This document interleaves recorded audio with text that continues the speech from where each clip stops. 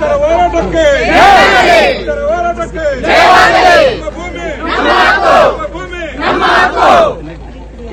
ಜೈ ಜವಾನ್ ಜೈ ಕಿಸಾನ್, ಜೈ ಜವಾನ್ ಜೈ ಕಿಸಾನ್, ರೈತರ ಹೋರಾಟಕ್ಕೆ ರೈತ ಹೋರಾಟಕ್ಕೆ ಆನೇಕಲ್ ಸರ್ಜಾಪುರ ಭಾಗದಲ್ಲಿ ನಡೀತಾ ಇರುವಂತಹ ಹೋರಾಟಕ್ಕೆ ನಾನು ನಮ್ಮ ಸತೀಶ್ ಅವರು, ನಮ್ಮ ಲೋಕಸಭಾ ಸದಸ್ಯರು ಮಂಜುನಾಥ್ ಅವರು ಬೆಂಬಲವನ್ನ ಕೊಟ್ಟಿದ್ದೀನಿ. ಇಲ್ಲಿ ಕೆಡಿಬಿಯಿಂದ ಅಕ್ವಿಜೇಷನ್ ಆಗಿದೆ. ಈಗಾಗಲೇ ಕೋರ್ಟಲ್ಲೂ ಹೈಕೋರ್ಟಲ್ಲೂ ಕೂಡ ಅದು ವಜಾ ಆಗಿದೆ. ಸರಿಯಾಗಿ ಪ್ರೊಸೀಜರ್ ಮಾಡಿಲ್ಲ ಅಂತ ವಜಾ. ಮತ್ತೆ ಅದಕ್ಕೆ ನೋಟಿಸ್ ಕೊಡುವಂಥದ್ದು, ಮತ್ತೆ ಈ ಜಮೀನನ್ನ ಕಬಳಿಕೆ ಮಾಡಕ್ಕೆ ಮಾಡಿದ್ದಾರೆ. ನಾನೆಲ್ಲ ರೈತರ ಹತ್ರ ಮಾತಾಡಿದ್ದೀನಿ. ಎಲ್ಲ ಅರ್ಧ ಎಕರೆ, 3/4 ಎಕರೆ, 1 ಎಕರೆ, 2 ಎಕರೆ ಇಷ್ಟು ಅವರೆಲ್ಲ ವ್ಯವಸಾಯ ಮಾಡುವಂಥವ್ರು.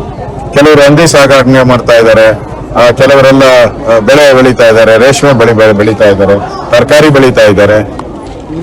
ಪಾಲಿ ಹೌಸ್ಗಳು ಜಾಸ್ತಿ ಇದೆ ಇಲ್ಲೆಲ್ಲ. ಅಂದ್ರೆ ಬೆಳೆ ಬೆಳೆಯುವಂತ ಜಮೀನು. ನೀವು ಕೈಗಾರಿಕೆ ಮಾಡ್ಬೇಕಾದ್ರೆ ಎಂಚ ಜಮೀನ್ಗೆ ಹೋಗ್ಬೇಕು, ಬೀಳ್ ಜಮೀನ್ಗೆ ಹೋಗ್ಬೇಕು.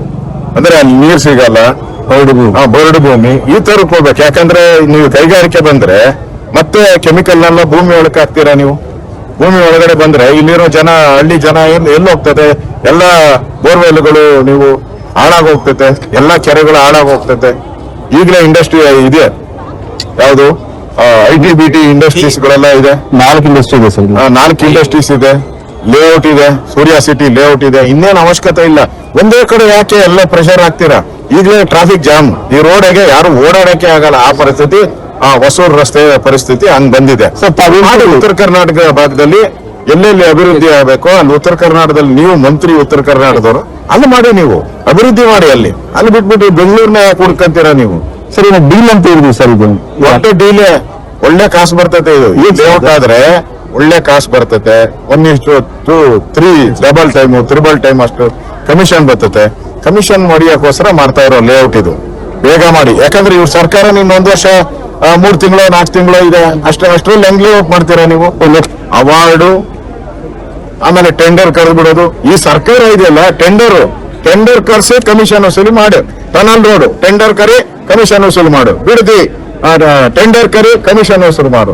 ಇದು ಸರ್ಜಾಪುರ ಟೆಂಡರ್ ಕರಿ, ಕಮಿಷನ್ ತಗೊಂಡು ಓಡೋದು ಅಷ್ಟೇ. ಚುನಾವಣೆ ಬರ್ತದೆ ಫಂಡ ಸರ್ ಇದೆಲ್ಲ. ಇದು ಕೇಂದ್ರ ಕಾಂಗ್ರೆಸ್ ಸರ್ಕಾರಕ್ಕೆ ಫಂಡ್ ಕೊಡಕ್ಕೆ ಎಲ್ಲಾ ಮಿನಿಸ್ಟರ್ಗಳಿಗೂ ಫಿಕ್ಸ್ ಮಾಡ್ತಾ ಇದ್ದಾರೆ. ಈಗ ಯಾರ್ಯಾರು ಮಿನಿಸ್ಟರ್ ಆಗಬೇಕು ಅವರೆಲ್ಲ 100-150 ಕೋಟಿ ಕೊಟ್ರೇನೆ ಮಿನಿಸ್ಟರ್ ಆಗೋದು. ಇಲ್ಲ ಅಂದ್ರೆ ಮಿನಿಸ್ಟರ್ ಆಗಕ್ಕೆ ಸಾಧ್ಯನೇ ಇಲ್ಲ. ಅದಕ್ಕೆ ಫಂಡ್ ರೈಸಿಂಗ್, ಈ ಲೇಔಟ್ ಇದೆಯಲ್ಲ, ಈ ಬಿಡದಿ ಇರ್ಬೋದು, ಸರ್ಜಾಪುರ, ಇವೆರಡು ಫಂಡ್ ರೈಸಿಂಗ್, ಕಾಂಗ್ರೆಸ್ಸಿನ ಫಂಡ್ ರೈಸಿಂಗ್ ಲೇಔಟ್ಸ್. ಇವೆರಡಕ್ಕೂ ಇದೇ ಹೆಸರು ಕೊಟ್ಬಿಟ್ಟಿದ್ದೀನಿ ನಾನು ವಿರೋಧ ಪಕ್ಷದ ನಾಯಕನಾಗಿ ಹೆಸರು ಕೊಟ್ಟಿದ್ದೀನಿ. ಇವೆರಡೂ ಫಂಡ್ ರೈಸಿಂಗ್ ಲೇಔಟ್ಸ್. ರೈತರ ಕತೆ ಸರ್, ರೈತರು ಬೇಕಾಗಿಲ್ಲ, ಅವ್ರಿಗೆ ದುಡ್ಡು ಕೊಟ್ಟು ಓಟ್ ಹಾಕ್ಸ್ಕೊಂತೀನಿ ಯಾವನ್ಗಾನ ಬೇಕಾದ್ರು ಅಂತ ಸ್ಥಿತಿ. ಮತ್ತೆ ಅವ್ರಿಗೆಲ್ಲ ಇವಾಗ SIR ಮಾಡ್ತಾವ್ರಲ್ಲ, ಎಲ್ಲ ಮುಸಲ್ಮಾನರನ್ನ, ಈ ಬಾಂಗ್ಲಾದೇಶದವ್ರನ್ನೆಲ್ಲ ಸೇರ್ಸ್ಕೊಂತವ್ರು, ಪಾಕಿಸ್ತಾನದವ್ರು, ಬಾಂಗ್ಲಾದೇಶದವ್ರನ್ನೆಲ್ಲ ಊಟಕ್ಕೆ ಸೇರ್ಸ್ಕೊಂತಾರೆ. ಅದು ನಾವು ಗೆಲ್ತೀರಿ ಅಂತ. ಹಂಗೆ ಈ ಸರಿ ಅದೆಲ್ಲ ನಡೆಯಲ್ಲ ಸರ್. ರೈತರೆಲ್ಲ ಗೂಂಡಾಗಳು ನಿಂತು ವರ್ತನೆ ಮಾಡ್ತಾರೆ.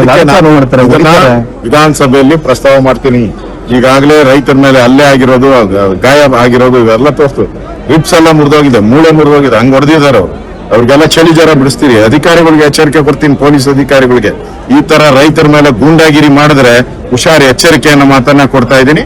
ಅಧಿವೇಶನದಲ್ಲಿ ಇದ್ರ ಬಗ್ಗೆ ಚರ್ಚೆ ಆಗ್ತದೆ, ಅಧಿಕಾರಿಗಳ ಬಗ್ಗೆ ಕ್ರಮ ಆಗ್ತಾ ಇದೆ.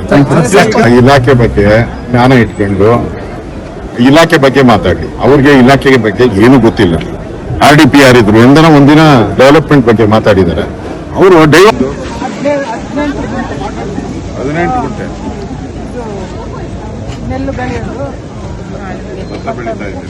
ಇಲ್ಲ ಸರ್. ಬರೀ ಇದು ಗಿಡ ಇದೆ, ಅದರಲ್ಲಿ ಮಾಡಿದ್ರು ಯಾರು ಕೇಳೋಂಗಿಲ್ಲ. ಆ ರೀತಿ ಇದೆ.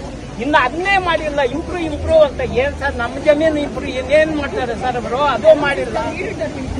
ನಮಸ್ಕಾರ ಸರ್. ನಮಗೆ ನಮ್ಮ ಭೂಮಿ ಕೊಡಲ್ಲ, ನಮ್ಮ ಭೂಮಿ